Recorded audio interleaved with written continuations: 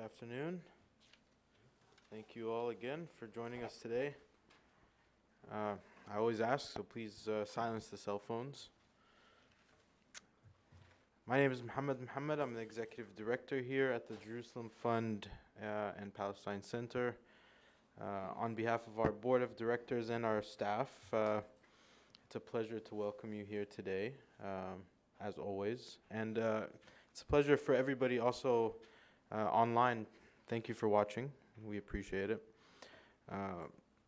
It's also an honor to introduce and welcome our distinguished speaker today, Dr. Timothy Seidel, who will be speaking about his latest book, which is called Palestine and Rule of Power, Local Dissent versus International Governance. This book was co-edited with Ala Tartir, but he's traveling, so he's unable to be here, but it's a great pleasure to have you here, at least, Dr. Tim. Thank you. So this book explores how the rule of power relates to the case of occupied Palestine, examining features of local dissent and international governance. The book considers expressions of the rule of power in two particular ways, namely settler colonialism and neoliberalism. As power is always accompanied by resistance, this book engages with and explores forms of everyday resistance to the logics and regimes of neoliberal governance and settler colonialism. The book interrogates wide-ranging issues and dynamics related to international governance, liberal peace-building, state-building, and development, and the claim to politics, and the notion and practice of resistance. Copies of the book will be available for purchase after the event. So a little bit about Dr. Seidel. He teaches courses on politics, development, and peace building in the Department of Applied Social Sciences and the Center for Justice and Peace Building at Eastern Mennonite University in Harrisonburg, Virginia. And Dr. Seidel drove all the way here, so thank you so much. It's like a 2-3 hour drive. He also serves as director for the Center for Interfaith Engagement, which is a center that promotes collaboration among scholars and practitioners and partners with community and national organizations to build a more just and peaceful world through interreligious and intercultural understanding. Dr. Seidel has also worked in various development and peace-building contexts in North America and the Middle East, including serving for several years with the Mennonite Central Committee, MCC, first as peace development worker in Palestine, Israel, and then as director for peace and justice ministries in the U.S.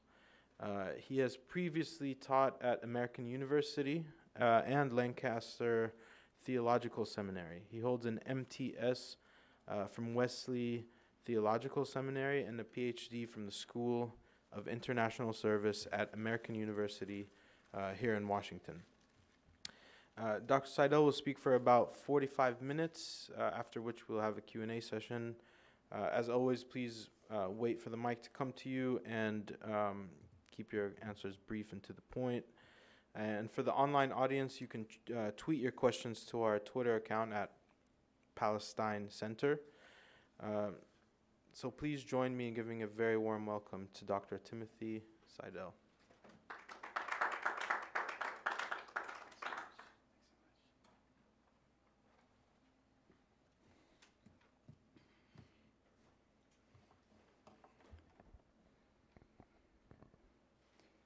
Thank you so much, Muhammad and Samira and the Palestine Center for this opportunity. It's really good to be here. Good afternoon, everyone.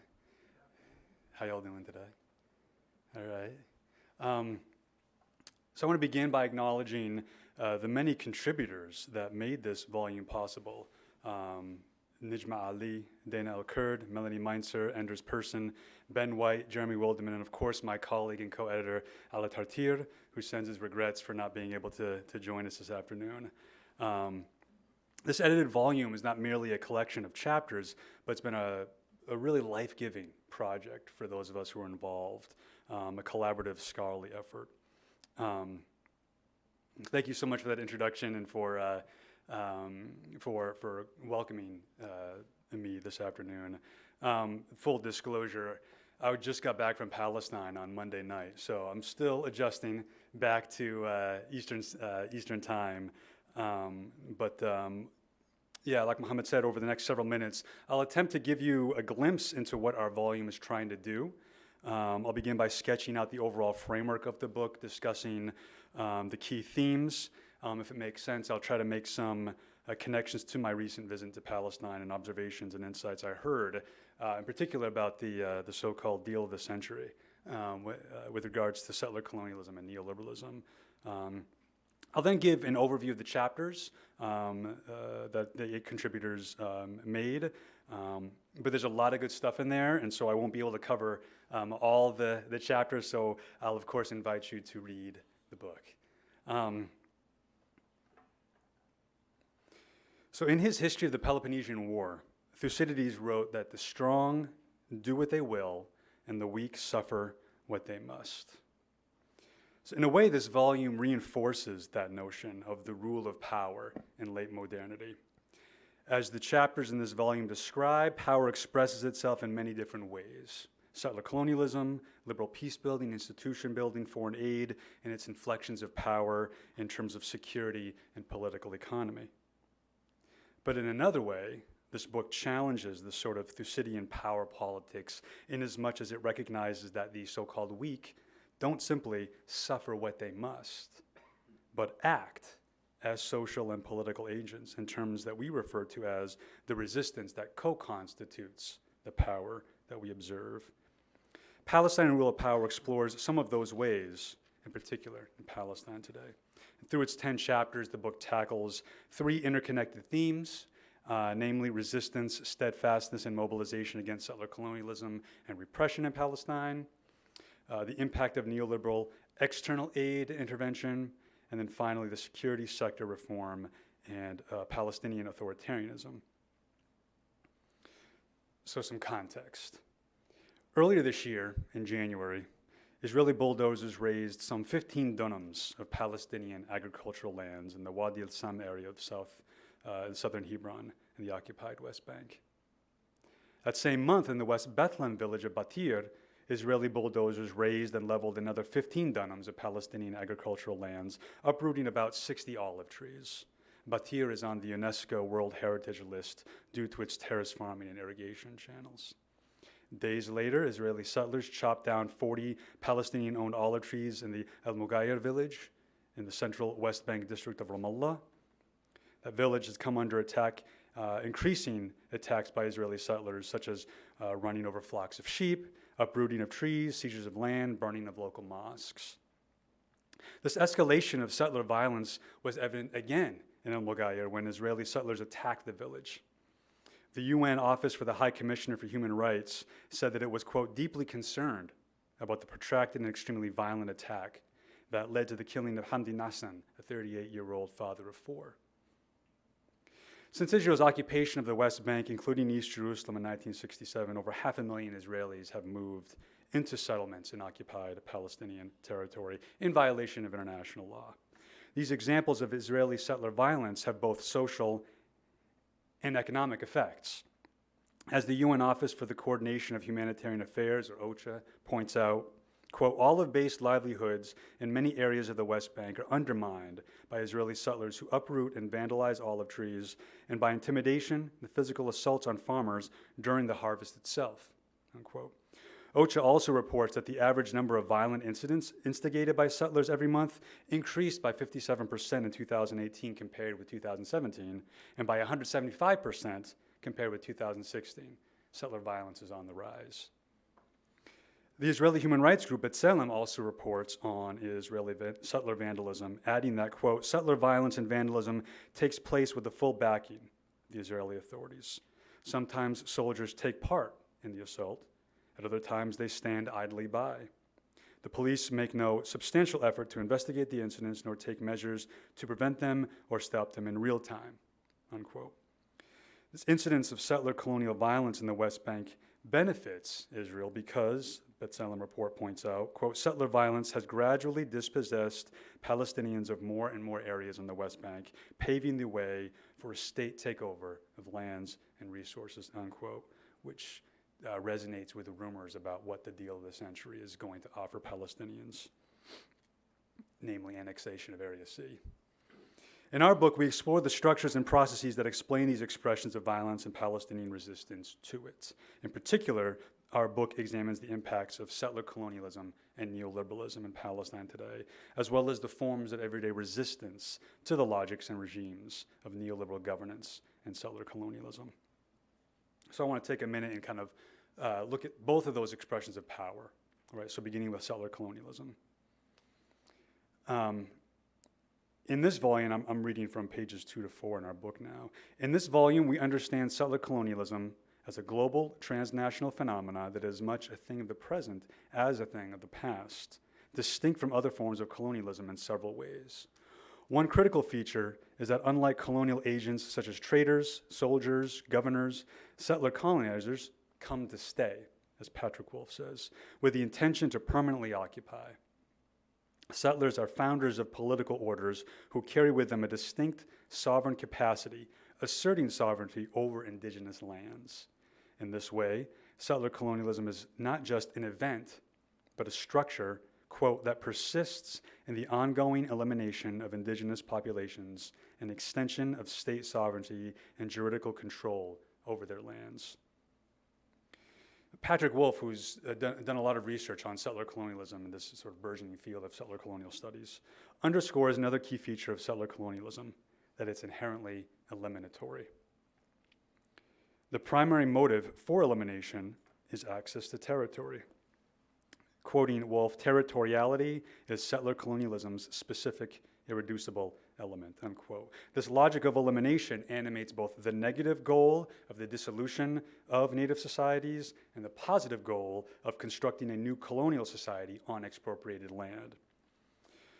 As Lorenzo Veracini observes, this marks a critical distinction between settler colonialism and other forms of colonialism in that settlers want indigenous people to vanish while making use of their labor before they are made to disappear.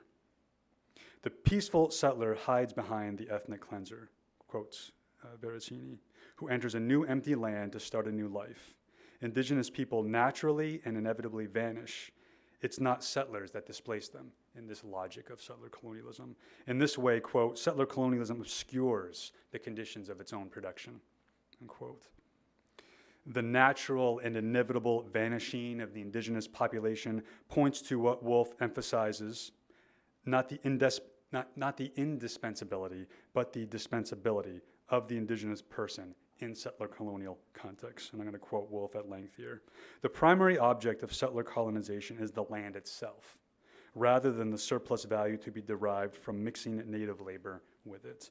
Though in practice, indigenous labor was indispensable to Europeans, settler colonization is at base a winner-take-all project whose dominant feature is not exploitation, but replacement, unquote. This points to the role of land in settler colonialism. It's central in settler colonial struggles. In Palestine, the legacy of settler colonialism is that it's destroyed in order to replace and has renamed in order to erase. And yet not simply to replace, but a process of replacement that, quoting Wolf, maintains the refractory imprint of the native counterclaim.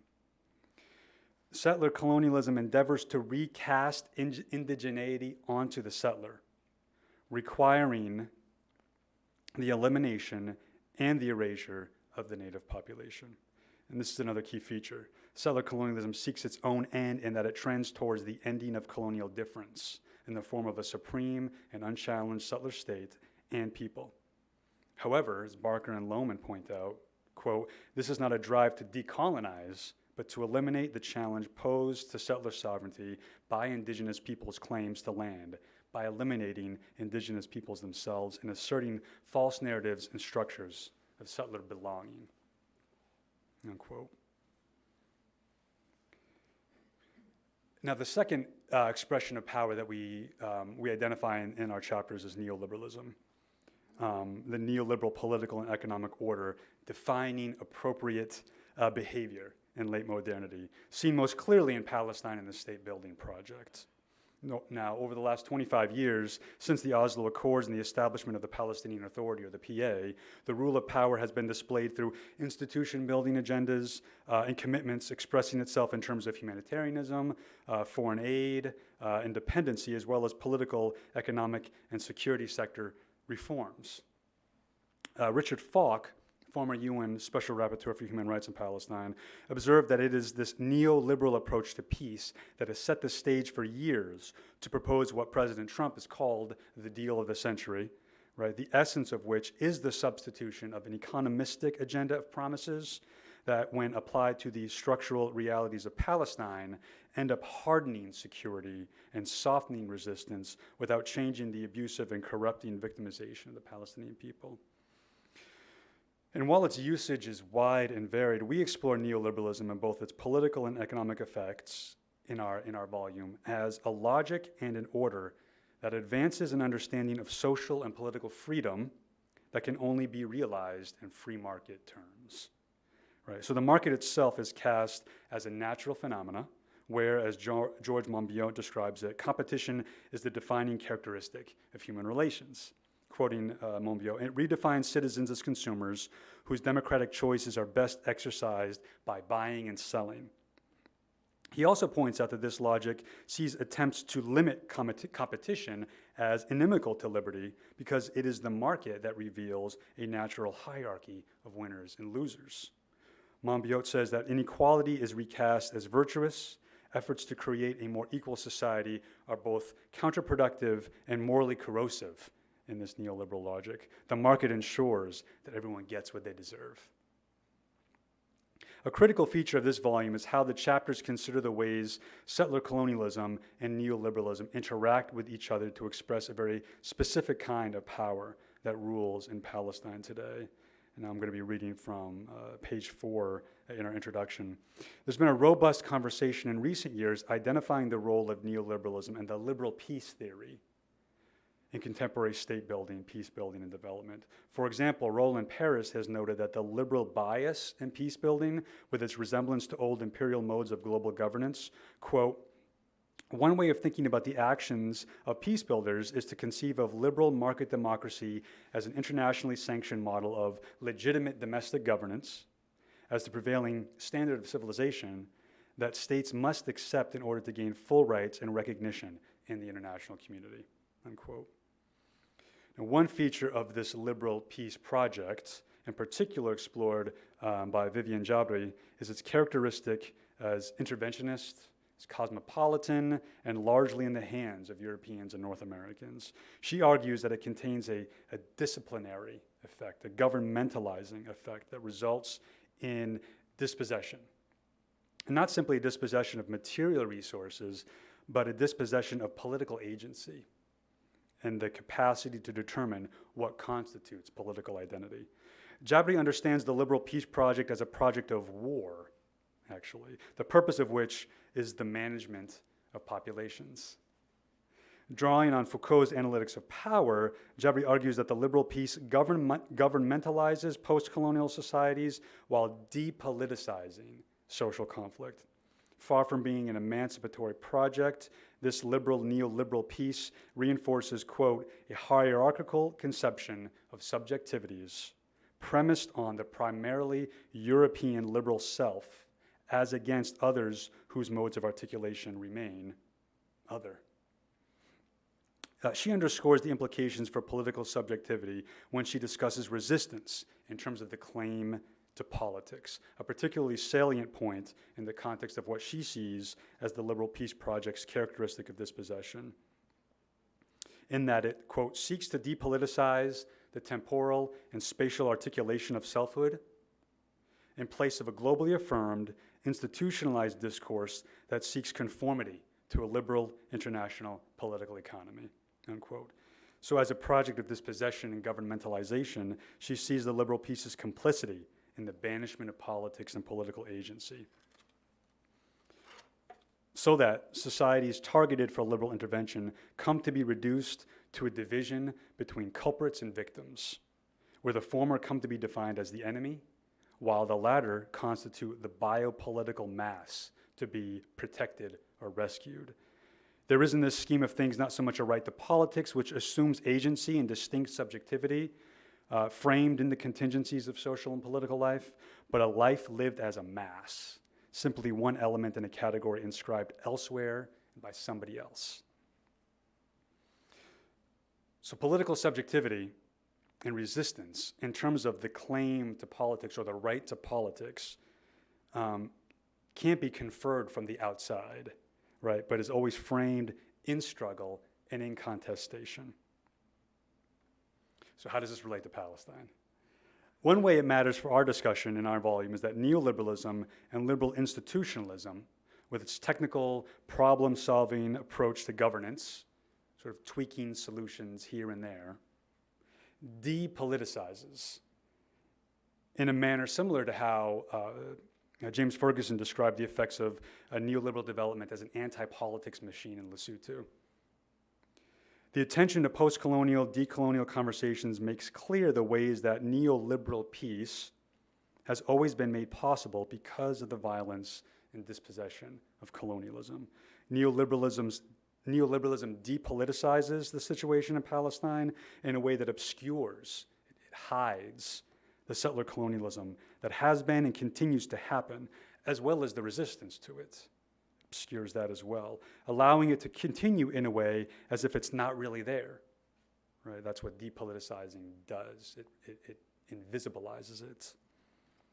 And this is the neoliberal logic, that politics doesn't matter. That's not a political issue, or at least politics follows economics, which again sounds a lot like what the deal of the century is delivering. We understand this, in our volume, we understand this depoliticization as a kind of erasure that takes a contested social, political, or economic issue and renders it invisible and inaccessible to debates. There's no need to debate these institutions and agendas because common sense says it's not up for debate, right? Because it's not really there, it's not really happening. So what we observe in Palestine is this sort of logic, agenda, and order with depoliticizing effects, as well as a variety of resistances and local dissents that attempt to repoliticize, to revisibilize. And by excavating the claims of neoliberal institution building and settler colonialism, the chapters in our book engage in acts of repoliticization, revealing these agendas and institutions as very much contested issues subject to political and public debates. So while we spend a lot of time talking about power, we also spend a lot of time talking about resistance. And while power is expressed in these particular ways in Palestine today, power is always accompanied by resistance. And another contribution of our volume is this exploration of local dissent, particularly in response to these logics and regimes. Critical to understanding the context of occupied Palestine is this everyday resistance. Dana and Jarbawi, Tarek Dana, describes settler colonialism as, quote, fundamentally based on the operative logic of eliminating the native, invoking Patrick Wolf, and failing to utterly marginalize and minoritize him, right? So it attempts to, but it always fails to. And yet, as they point out, this project is foiled by the non-erasure of the Palestinian people, the refusal to be erased of Palestinians on the land. And I'll quote Dana and Jarbawi here. The vibrant Palestinian presence in the land, the everyday resistance to the colonial order, and the robust Palestinian adherence to their rights all stand as structural obstacles to the ultimate realization of the quote-unquote Zionist dream. Despite Israel's relentless colonial power and domination, Palestinian steadfastness means that this project will remain impeded and incomplete, a matter that may lead to its future demise, unquote. So a critical feature of our chapters is that they signal towards this kind of resistance that doesn't always take the shape, for example, of nonviolent direct action or civil resistance, but instead articulates resistance as popular struggle, right, with particular attention to quote-unquote everyday acts of resistance. This focus recognized that to confine resistance to instances of direct action not only overlooks an entire layer of activity in settler colonial contexts, but also belies certain assumptions about what counts as civil resistance, what counts as nonviolence. It produces limited conceptualizations that not only overlook other forms of struggle, but also risk imposing the observer, our own understandings of what is nonviolence and civil resistance. We can better understand the many acts of resistance and local dissent undertaken on a daily basis, everyday acts of resistance and popular struggle accessible to and embodied by Palestinian communities. In other words, when we take this approach, we begin to see and we begin to hear a much larger and more powerful landscape of struggle and resistance in Palestine. And so there's a problematization that occurs when we interrogate these categories.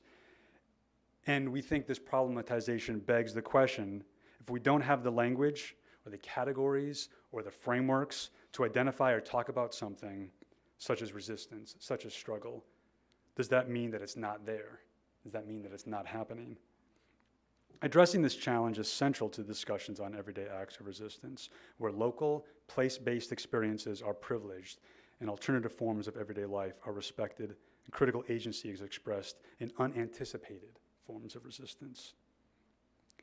So by destabilizing these sorts of binaries, hierarchical binaries, we follow the lead of scholars such as Dipesh Chakrabarty, who points out that these binaries, as well as their political implications, have always emerged from historicizing, modernizing discourses that consign quote-unquote rude nations, right, like the Palestinian people, consign rude nations to an imaginary waiting room of history, waiting until they moved out of their anachronistic pre-political stage to the stage of the modern citizen, right?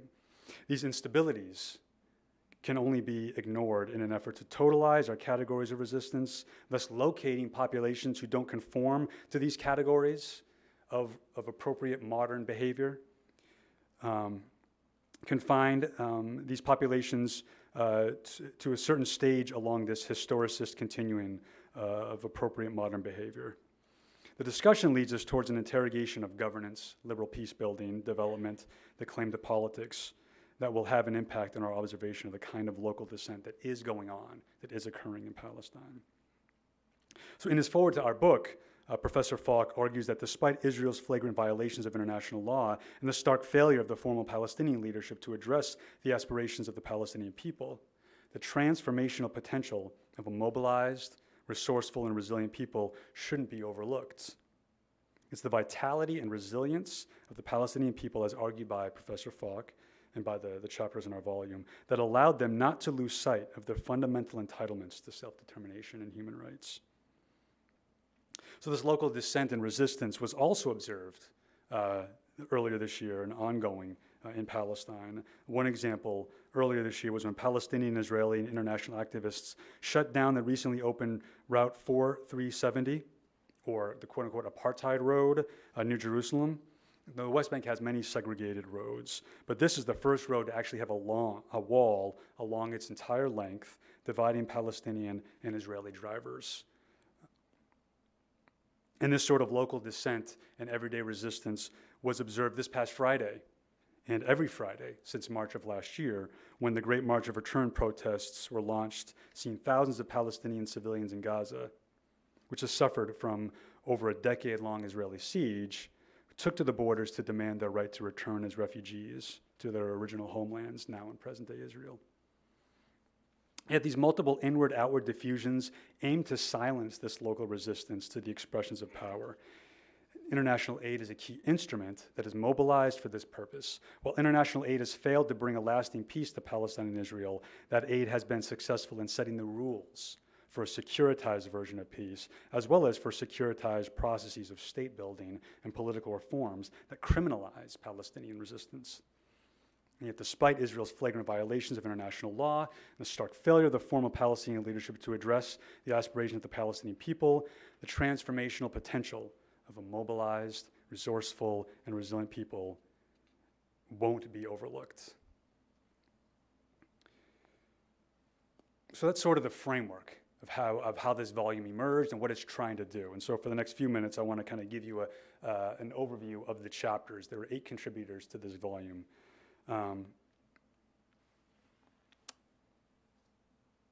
Part 1 in our book is titled Resistance and Mobilization Against Apartheid, Settler Colonialism, and Repression.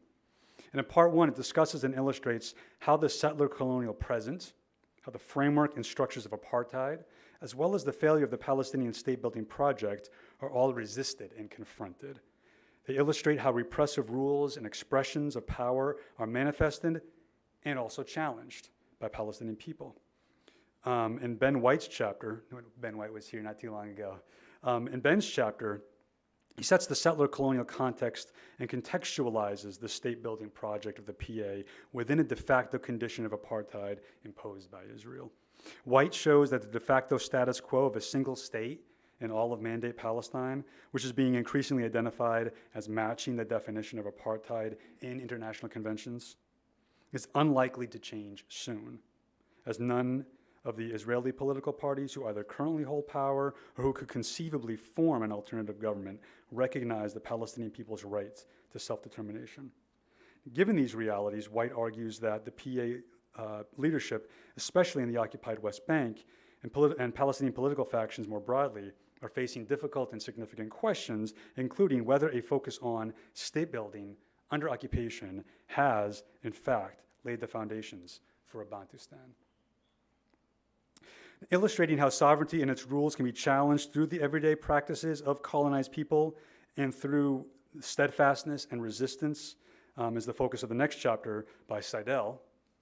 So in my chapter, I work to demonstrate that despite the significant constraints imposed by the fragmented political and economic geography of Palestine, right, so maybe some of you know areas A, B, C, and how the West Bank has been carved up, how that political and economic geography imposes tremendous constraints on Palestinian people. And yet the story of many Palestinian communities is not one of resignation, but of steadfastness and resistance.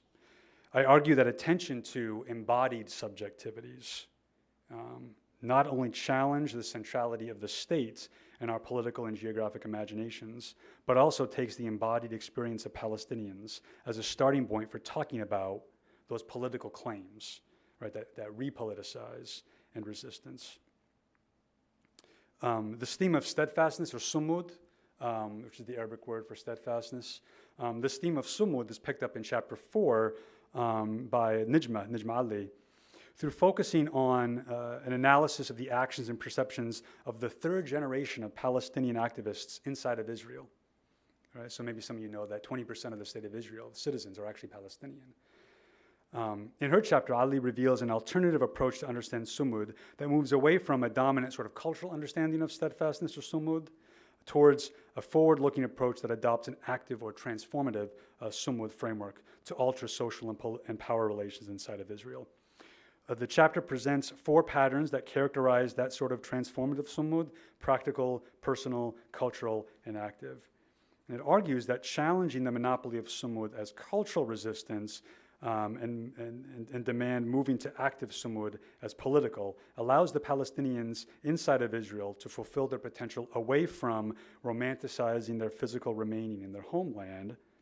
The ultimate aim for Ali is to offer new openings as they relate to the debate about resistance, its terminology, its potential through the perspectives of a third-generation Palestinian activist inside of Israel. The thematic focus on resistance continues in chapter 5, written by Dana Al-Kurd, titled Who Protests in Palestine? And that's the main question that she tackles and addresses through a class and social strata lens. Her chapter utilizes an original data set on daily mobilizations in the West Bank from 2007 to 2015 to assess the pattern of mobilization quantitatively. It illustrates that mobilizations occurred overwhelmingly in rural areas and in refugee camps. Her chapter argues that the middle class doesn't mobilize precisely because its interest is tied to the status quo, she concludes.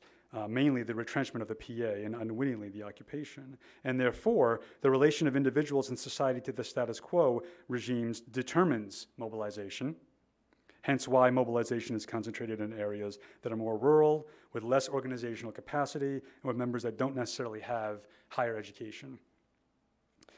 She concludes her chapter calling for future research on this matter, and that it would benefit from bringing class back in, a more focused class analysis when looking at the West Bank.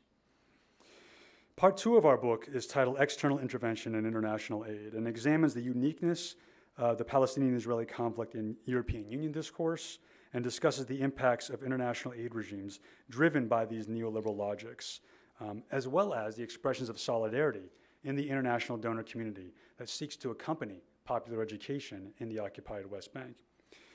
In Chapter 6, Anders Persson reviews 820 European Community and European Union statements published in the Bulletin of the European Communities and the Bulletin of the European Union between 1967 and 2009. And he asks, why has the Palestinian-Israeli conflict dominated European foreign policy discourse for over 5 decades now?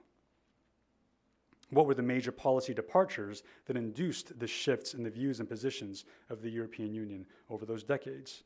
And he argues in his chapter that while the EU proved forward-thinking in promoting Palestinian claims as legitimate demands, however, the Israeli accusation that the EU is inherently anti-Israeli holds little merit. The chapter ends with an open question that remains to be answered. With an EU in relative decline and disunity, with the rise of various right-wing, nationalist, populist governments and parties in Europe in recent years, would the EU continue to be a normative power in this conflict? External intervention takes different shapes, different forms. However, since the Oslo Accords, international aid comprises a major tool that's been used and abused by multiple local and foreign authorities. In Chapter 7, Jeremy Wildeman describes how Western donors have used their power to radically refashion Palestinian institutions and the economy while building a state based on these sorts of neoliberal values. However, this approach was flawed from the onset because it adopted an ahistorical and decontextualized neoliberal approach to Palestinian development that specifically ignored Israel's aggressive behavior as a settler colonial entity. So rather than nurture economic growth and peace, donors have ended up feeding into a process of de-development, dispossession, and violence. In other words, Wildeman in his chapter describes how neoliberal development aid has contributed to the settler colonization of occupied Palestine. The case of Palestine, he argues, is far from being without precedent, as Western liberalism has had a long history of acting in tandem to and has often been the handmaiden of colonialism. Chapter 8, the final chapter in that section, was written by Melanie Meinzer. And Melanie examines other dimensions in the Palestinian aid industry to illustrate how popular education in the West Bank can be used to counteract these sorts of depoliticizing and demobilizing tendencies of the donor development community. While some argue that the dependence of Palestinian NGOs, non-governmental organizations, on donor funds diminishes their ability to challenge the Israeli occupation, Meinzer explains in her chapter how aid recipients have resisted the sort of depoliticization by collaborating with quote-unquote solidarity donors on popular education programs. In particular, Palestinian educational NGOs and membership-based community organizations in the West Bank work in the informal spaces around the donor-funded official Palestinian curriculum to reinsert Palestinian historical narratives into education. In other words, Melanie's chapter demonstrates how these actors' shared visions of education and development as long-term grassroots processes of socio-political change challenge the depoliticizing tendencies of the donor-driven development paradigm.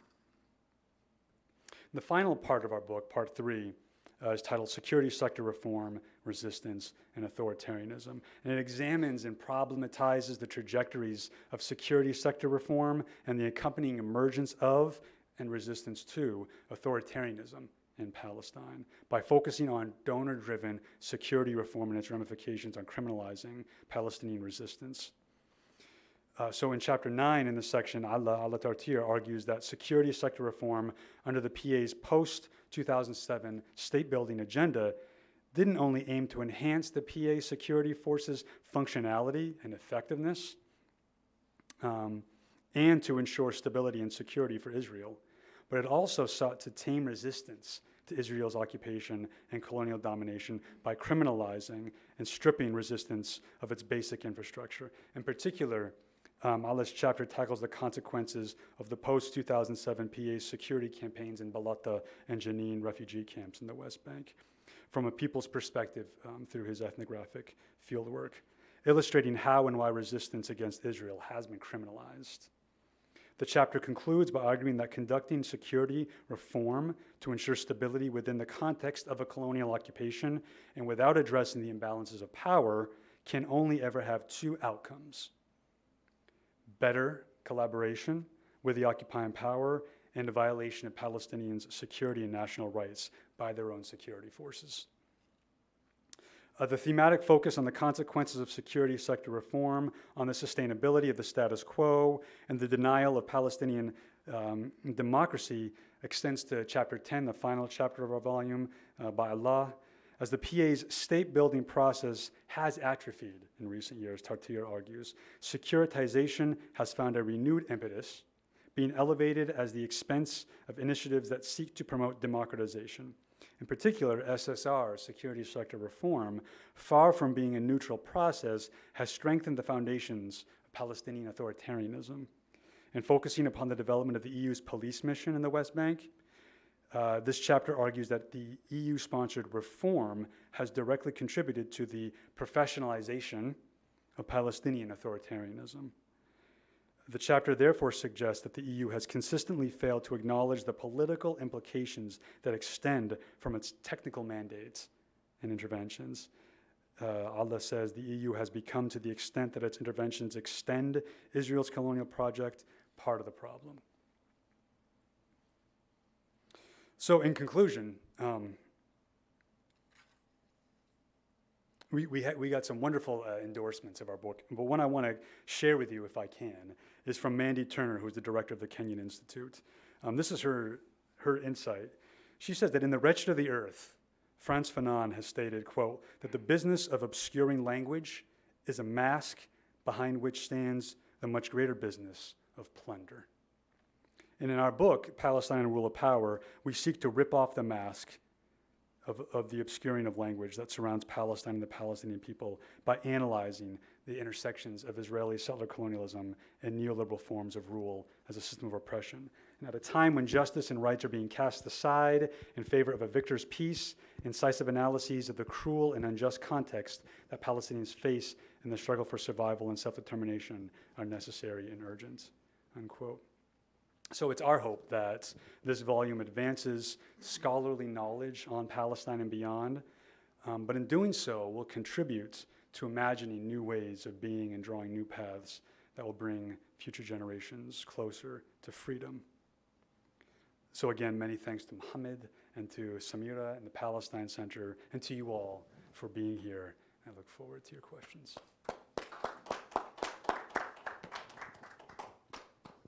Thank you very much. Do we have any questions? I was going to give a question. So what do you see as the future of settler colonialism in Palestine, Israel? You know, it's not sustainable.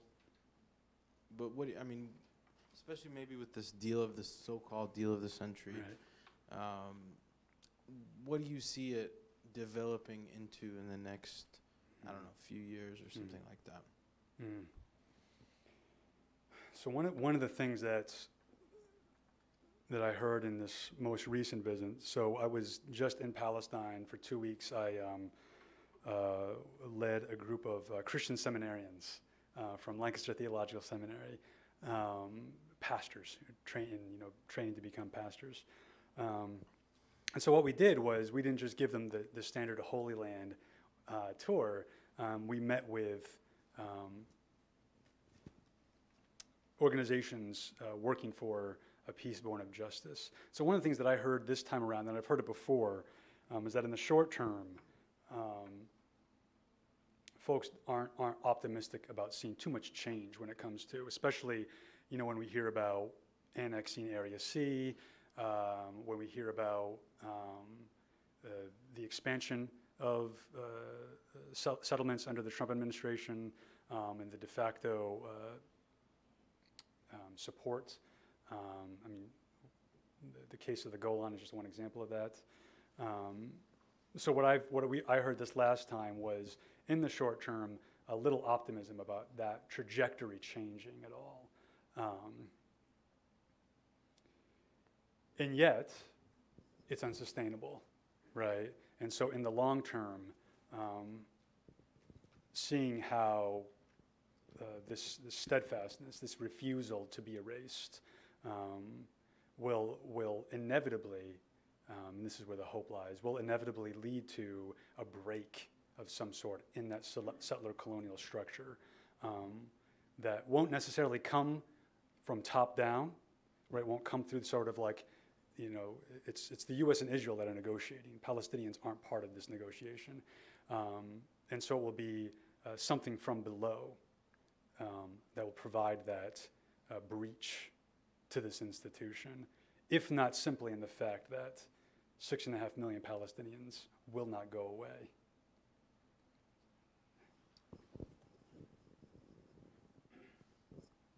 Hi, I'm Netra Halpern, Peace Films. So what about U.S. congressional dissent, like Congresswoman Ilhan Omar, who has brought this issue out and has been attacked by Republicans, even by her own party. She's is getting death threats on an ongoing basis. And because the U.S. is funding the IDF, you know, what the U.S. does actually matters quite a bit. So what do you think is going on with the conversation in the U.S. regarding Palestine?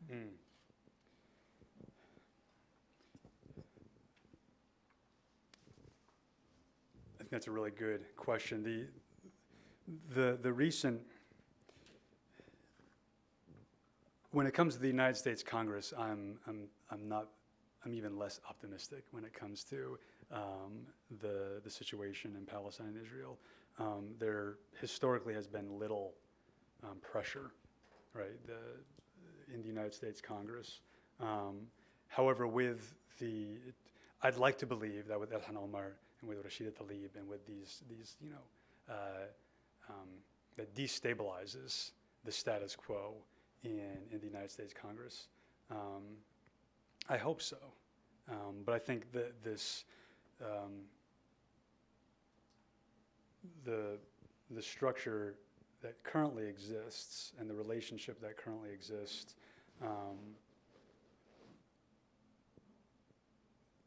something large and impactful to make the U.S. Congress do something different. I guess I still go back to it'll be ultimately less about what the U.S. does, right, and more about what the people in Palestine are doing already. And I hear that too, right? You know, this sort of the myth of a neutral broker or the myth of a facilitator, you know, died long before the Trump administration came to power. And so while I think I'm looking for opportunities to take advantage of these new sort of cracks, the ultimate source of change will be in Palestine, with the people there exerting that pressure. So how to support that then is the question that I'm asking myself in this context. It's working. Okay. I have two questions about the book. One is the title. I noticed you left Israel is out of the title. I wonder if that was a conscious decision, or, you know, I'm sure you debated the title, and or it was unconscious, and what would be the reasoning for that? And the other one is kind of about the whole presentation. You started with the West Bank, and one kind of started to get the impression that really the book is about the West Bank, but then you kind of introduced a bit of Gaza, but in the resistance and the pre-48 areas, you know. So, but it seems to me like there are really three regimes of power there, in Gaza, the West Bank, and 48. And the forms of resistance and everything else, of course, kind of like changes and is manifested in different terms. But I mean, is this kind of the framework you work with, or the focus is real on the West Bank? Yeah, thank you. On that last point, I think you're right. None of our chapters look specifically at Gaza, so and that's just how the project developed. I think you're right, though, to observe that how power expresses itself. There's a regime that seems to cover, at work throughout all occupied territory. But that does express itself in particular ways. I mean, Gaza has its own particular experience, especially under siege, especially as a different set of constraints, right? The internal Palestinian political piece notwithstanding. So I think you're right to observe that. Our book doesn't really pick that up, doesn't focus on that piece. And unfortunately, it can be challenging to do research in Gaza these days, too. On the title, so you're asking, was it a deliberate choice to not name Israel in the title? Yeah, so this is interesting. Titles aren't always produced by the authors themselves, right? So it's always a conversation with the publisher and this sort of thing. But we didn't have too much conversation about that, about naming, having Israel named in the title or not. So yeah, and then the publisher came back and said, how about this for this title? And that's what we went with. Yeah, thank you. Thank you very much. I have two questions. You referred to the fact that change will come from the bottom up, and you talked about the Palestinian people. But in the United States, when you refer to the dynamics here, you refer to the Congress, but you didn't refer to what is happening outside the Congress, in the churches, for example, in the many, many groups that are becoming a quite powerful force, and that may be having an effect on the Congress, which already is changing a little bit. Ilhan Omar, Ms. Tlaib, but they're not alone. There's maybe 100 or 80 Democratic congressmen who support their position to a greater, and who will defend them and have defended them, as in the debate over anti-Semitism or all forms of hatred and so on and so forth. So these ladies and others are expanding the scope of the discussion in the United States, and that's why they're so dangerous to people who are hardline Israel supporters and so on, because they don't want these issues to be discussed. So if you could discuss that, and also on following up on the gentleman's question about the title, the subtitle is Local Dissent and International Governance. Could you talk a little bit about what you mean by international governance? Sure, thank you. I absolutely agree that when we look at civil society in the U.S., I think that's where I feel most hopeful in terms of whether it's faith communities, educational contexts, of course the BDS movement as one expression of civil society response. There's definitely a lot going on. Like I said, this seminary, these group of seminarians, these group of Christian pastors in training, I think it's really important work because their reach in educational as well as ministry as leaders will be wide. And so giving them exposure and insights into this has a really important effect. So I absolutely agree with you.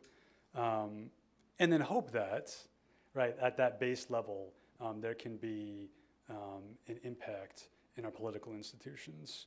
But in my observation of history, political institutions always lag behind, right? Politicians only ever get on board after it's already happened, essentially, right? That's often, unfortunately, how leadership looks in political institutions. So now the subtitle, by international governance, I think what that's trying to capture is these logics and regimes of neoliberalism, right? So international governments in the form of development agencies, international foreign aid, these sorts of things that were part and parcel of the state-building project in Palestine, whether the funding came from USAID or from British development aid or from UN development agencies. That international governance piece, right, the book argues, actually hardened Israel's power in the West Bank, unwittingly or not, right? That because of that depoliticizing, international governance goes in as a problem-solving, sort of tweaking, solution-based, problem-solving sort of approach to issues of violence, which arguably ignores and obscures the racialized histories of coloniality that produce those institutions themselves. And so once you go there, then you realize then with the agenda of these institutions are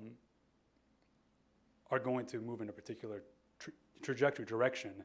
And then in Palestine, what that's meant was hardening Israeli security in the West Bank and around Gaza for that matter too. And legitimating that, which then which obscures then, the other side of the argument, obscures the resistance that people are living out on a daily basis, whether that's trying to go to school, trying to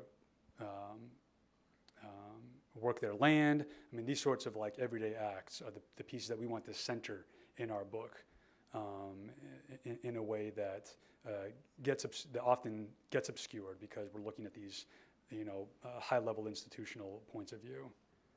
So that's where the international governance piece, that's where we're going with that. Yeah. Thanks for the presentation. I was in Palestine last year with a group called Rebuilding Alliance, and I think I witnessed maybe two opposite extremes of the neoliberal order there in Palestine. And one is that we toured Khan al-Amar.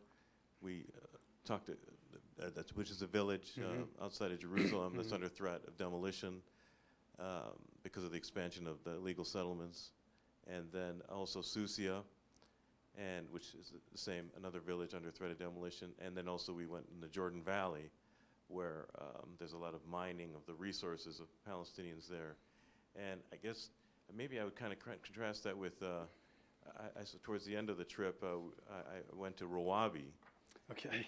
And so it's this kind of, what they call the only legal Palestinian settlement in the West Bank. Right. And it's kind of this very high-end, expensive, places that they have there, and shopping centers, and they even have like off-road, extreme type.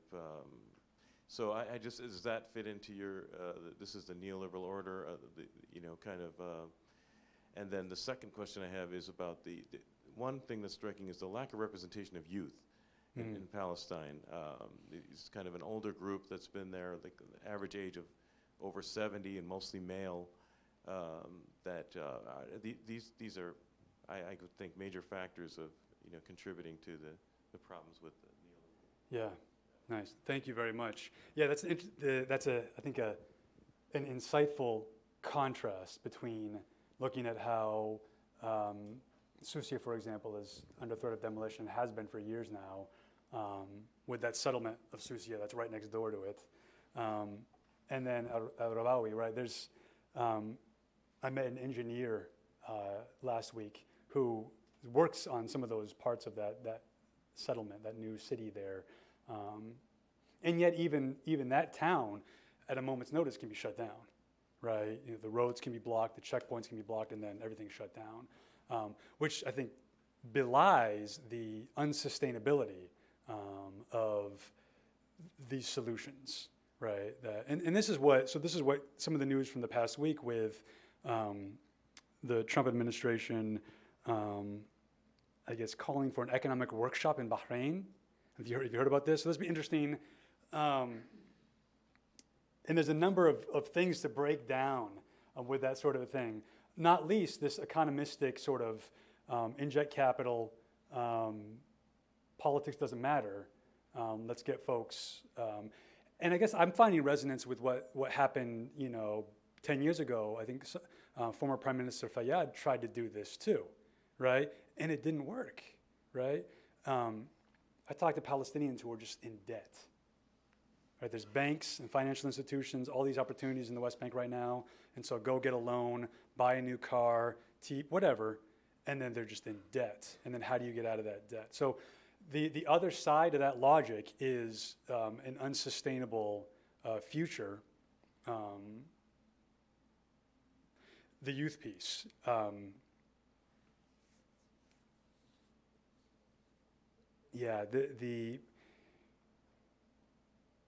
The youth who are engaged and active, right, that I've observed in the West Bank. So one, we were walking down Shuhada Street in Khalil in Hebron is closed off to Palestinian folks. And so we wanted to visit with a group called Youth Against the Settlements. And Aisa Amro, who's somebody I've known for a number of years now.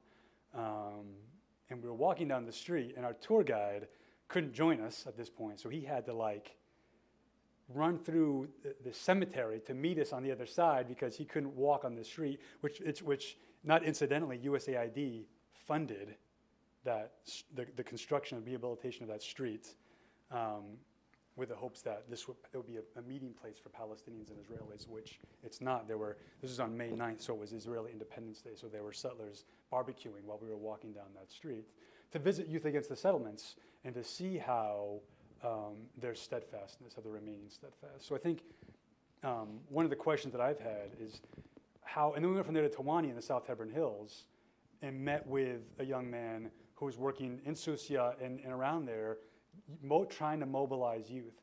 So I think one of the challenges is not only how to recognize how youth are really involved in this, but then how there's blockages from getting involved because of the Palestinian Authority, because of a leadership that is resistant to change from the youth even. So I think you've identified a really important issue.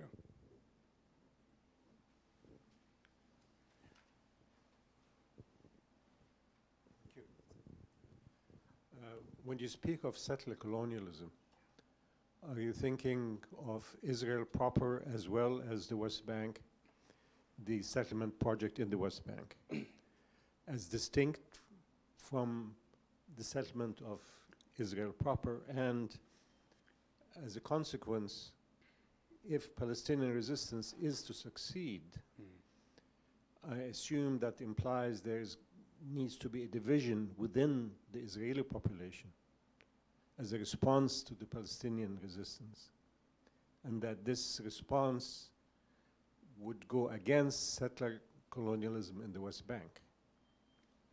Do you see that happening? Is that how you're thinking, or is this something different? So just to make sure I'm getting your question, so are we seeing a distinction between these regimes of settler colonialism in the occupied West Bank compared to the state of Israel and what's going on inside the state of Israel today? No, I'm not concerned with what's going on inside Israel now, except for public opinion there. Public opinion there. In other words, does the fact that the territory of Israel has been settled leave room for rejection of settler colonialism in the West Bank? And I'm assuming that in practical terms, resistance must produce some result. And where is this result to be observed? Hmm. Are you thinking purely internationally outside Israel, or is it going to be within the Israeli public that some significant number of Israelis, hopefully in front of the majority, will turn against settler colonialism in the West Bank? Hmm. Hmm. Is that the intended result of Palestinian resistance? I think that's a really important question. I'm not sure I can speak to Israeli public opinion right now. I mean, it's not dissimilar to some of the questions that I hear folks asking about what is this all going to look like? One state, two state, I mean, these sorts of things as well. So, I mean, I guess one response is in our book anyway, when we are talking about the expressions of settler colonialism, we do have a focus on the West Bank just because of the research that the contributors are making. The one chapter that does focus on the Palestinian experience inside of Israel, Nijba's chapter, looks at how resistance is happening there too. And kind of like, you know, with Gaza, we might identify an overarching regime, but that expresses power and domination in particular ways depending on whether you're at Gaza, West Bank, or inside of Israel. So I think in terms of Israeli public opinion, yeah, I'm not sure. I have a whole lot to respond to there for you. I know there's folks working on trying to change that public opinion as well. Not least trying to, for example, talk about the Nakba in a more mainstream way in Israeli Jewish society. One group that we met with last week, Zochrot, maybe some of you heard of the Zochrot Association. Their whole mission is to educate Israeli Jewish society about the Nakba, which continues to be a difficult conversation, so as to, again, visibilize the experience of dispossession that's happened and the ongoing experience of dispossession that Palestinians continue to experience, both inside of Israel, right, as well as in the West Bank and Gaza, right, acknowledging the existence of refugees within the state of Israel or internally displaced persons within the state of Israel who still cannot return to their homes. But that's a lot. That's a lot of work that those organizations are doing, and I'm not sure. Yeah, I can't forecast too much beyond that. No, seeing that it's happening. You're thinking in cultural, philosophical, theological terms. I'm thinking in political terms. And I'm asking, don't you have to have change in thinking and culture inside Israel in order for the Palestinian resistance to work? Can it work without that change?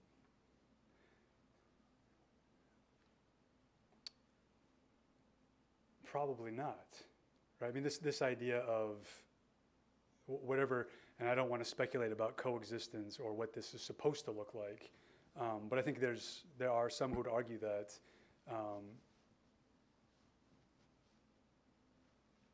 a political and economic situation that's life-giving for everybody, right, needs to include rights for everybody, needs to include opportunity for everybody, and so I think that's there embedded. I think it's there in the vision too of many who are struggling right now jointly for that future, in cultural and political terms, absolutely. Hi, I'm Andrew Harrod. I write for various outlets like the Middle East Forum, Capital Research Center, and Jihad Watch. You mentioned Ben White, one of your contributors to your books, who recently spoke at Columbia University, and as I saw a couple of weeks ago here at the Jerusalem one.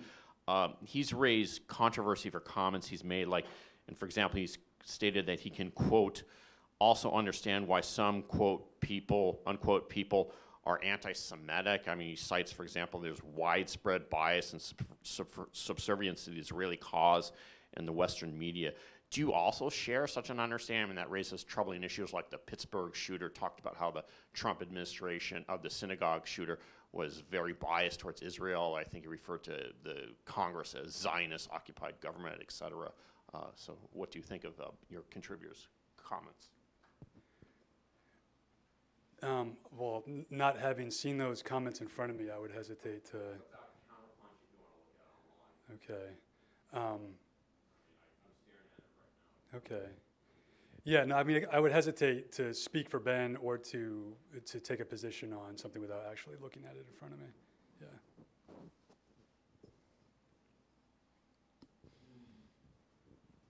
Tim, how does the Jewish experience in Nazi Europe influence the way Israelis view the resistance by Palestinians to Israeli control now?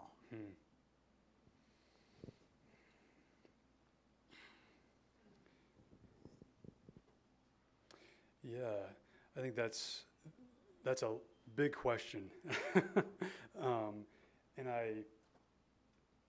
do they wish they had started earlier, the Jewish resistance? Because if people don't empathize with others, it's hard for them to respect the others. And I think there may be some blind spots in the minds of American Jews as well as Israelis to understanding the resistance that they're encountering. yeah, possibly. Again, that sounds like a conversation, a whole other conversation to break down those experiences. I mean, obviously, with the when we look at what this conflict is and where it came from, I think that's one of the things that we're trying to do in this book is to trace historically, with historical specificity, in order to think about what kinds of futures are possible for the people who live there.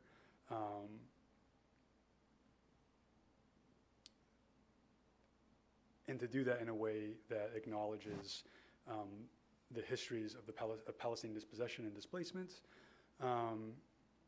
and to imagine new possibilities, imagine and envision a future that doesn't have to be constrained by those historical experiences. But as we all know, those sorts of futures require courage and hope to move towards. Just a couple questions, and Yeah, I think, as an analytical tool is accurate to talk about settler colonialism, and all that stuff. But like being in the U.S., a settler colonial state itself, Right. I mean, all the vocabulary that we use here when you say colony, settler, I mean, these are viewed positively here. They're not really viewed negatively. And, I have, faced this problem myself, but I think maybe we need kind of like a new language or new ways to talk, because people like settlers and colonists. It's part of the history here. It's a problem politically, Right. right? I do. No, I absolutely agree. And thank you for making that point, that we're standing on land that was colonized, that is colonized. And so I think, and one of the purchases of this sort of framework of looking at settler colonialism is that it emerges out of the history of European and American imperialism over the last several centuries. And I think that helps to make some comparisons. Sometimes comparisons are helpful to make, sometimes they're not, but can offer helpful comparisons, if not for joint opportunities, whether it's for analysis or response or struggle. But I think what it does, though, is it helps to de-exceptionalize the situation in Palestine and Israel in a good way, in that we can historicize it, and we can look at the U.S. and say, okay, what does this history look like? What are the burdens and responsibilities of these populations as we look at Palestine and Israel, as we look at other parts of the world? And the other part of my research that I actually don't get into in this book, in my chapter, is looking at transnational solidarities, right? Looking at how, for example, marginalized communities in the United States are linking up with Palestinian communities, identifying familiarities and congruencies in their struggles and supporting each other accordingly. A paper that I'm working on right now is looking at also in the U.S.-Mexico border, right? There's Jimmy Johnson's a journalist who coined the term the Palestine-Mexico border, right, to describe the political economy of the creation of the walls in Palestine and the creations of the walls in the U.S.-Mexico border. So I think where those frameworks can be helpful is to help us see, right, where these connections are being made, and then where folks can find new ways to get involved. I really appreciate the questions that are being asked, and I'd like to sort of link up with them a little bit. This gentleman asked about the political situation in Israel, and of course the situation in terms of the Palestinians, the attitudes, and especially among young people, are worse for the Palestinians, so the trend is not a positive one. On the other hand, there's such a thing as leadership, and in the political forces, we haven't seen it yet, but we can't exclude it. And as in South Africa, things can change very fast, and there could be a totally different dynamic. In terms of how Israelis might identify with the Palestinians because of their experience of being oppressed and so on, I think that in the U.S., going back to the U.S., especially among younger people, attitudes have changed, including very clearly among American Jews and so on. And even with older Jews, there is growing unease about what they see as really blatant injustice and oppression and so on. And thirdly, on the question of terminology and so on, I'm a retired diplomat. I served in Israel. I remember talking to a Palestinian Israeli, and he said to me, you know, Ben, we're not American Indians. We're not going away. And he didn't say this, but what happened to the American Indians is not going to happen to us, the Palestinians. Thank you. Yeah. Yeah. No, thank you for sharing that. Yeah, that's great. Dr. Tim, thank you so much. We appreciate your presentation, and thank you. Books are on sale over there. We will want a signed copy from you for us, so thank you. All right. Thank you very much. Thank you so much.